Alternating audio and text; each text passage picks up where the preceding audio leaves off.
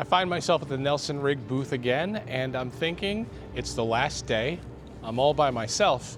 It's either time to make off with everything, and unfortunately I don't have a big enough vehicle to do that, or let's take a look at the Trails End products that I think I need to get my hands on. Maybe not in 25, but definitely by 26. Now what we have here is the new for 2025 Trails End bag.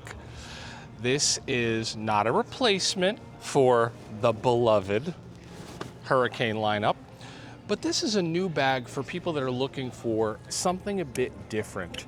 They're not looking for the fully waterproof bag. They're looking for something that's incredibly durable to put their things in. And it comes with a waterproof liner that velcros and straps into the side. So you're not gonna have a problem with anything getting wet. And of course, just like the liners that come with the Hurricane bag, at the end of the day, you can pull your things out and take it with you. Now, when I moto camp, what I do is I pull the bags out and I put them at the foot of my tent, just so that I have everything with me. The design remains essentially the same, with one major difference that I'm incredibly jealous of. All of this extra space down here at the bottom. This is convenient.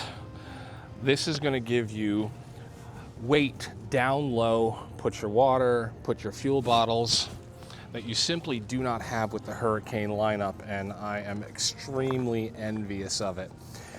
And it ties up pretty tight. There's not going to be a problem of it hanging down, and if you don't want to use it, you certainly don't need to, but I'm a huge fan of it being there. Now, if you've seen my review of the Hurricane bags, I mentioned that I am not a fan of the fuel bottle holder. There's two reasons for that. Number one, I don't always need a fuel bottle or a water bottle here. But number two, the size of this did not fit the water bottles that I've been using for years when I moved over to this line, meaning that I had to take less water with me than I wanted to. Less water than I traditionally did. They've resolved that problem by switching to simply Molly. You can now put whichever fuel bottle holder you want right here in whatever size you need. And if you don't need a fuel bottle, you can take and Molly any number of the Nelson Rigg bags to it. So instead of being limited to a bottle, and kind of a small bottle at that, you've now got flexibility. That's a huge improvement. I'm hoping that we see both of these improvements, the Molly wall as well as the bag at the bottom, added to the Hurricane lineup. You know, I was about to walk away from here and go take a look at some bikes down there that I haven't had the opportunity to look at. And I remembered I wanted to show you Kyle's KTM 1190. Now, if there's one thing YouTubers get accused of, it's being a poser. I can't count the number of people who have said to me, "You don't even ride, bro. That's fake, bro. I don't believe any of that, bro." And all you can do is smile and type back, "Thanks for watching. I appreciate the support." I just want to put to rest if anyone is ever thinking that Kyle Bradshaw is not the hardcore ADV bro you see online. Take a look at this bike. This is not a pretty bike. This is not a garage princess.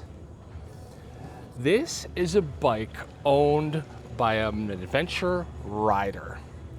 This is a bike that has seen some things, and those things are rocks.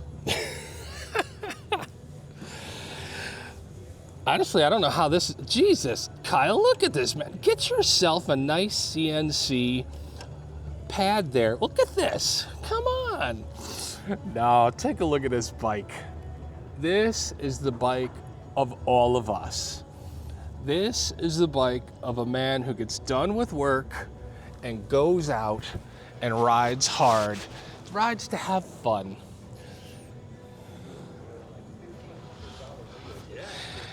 And it's not clean. Look at that rust. This man hit some water. Look at that grease and dirt. Look at all these scrapes and scratches.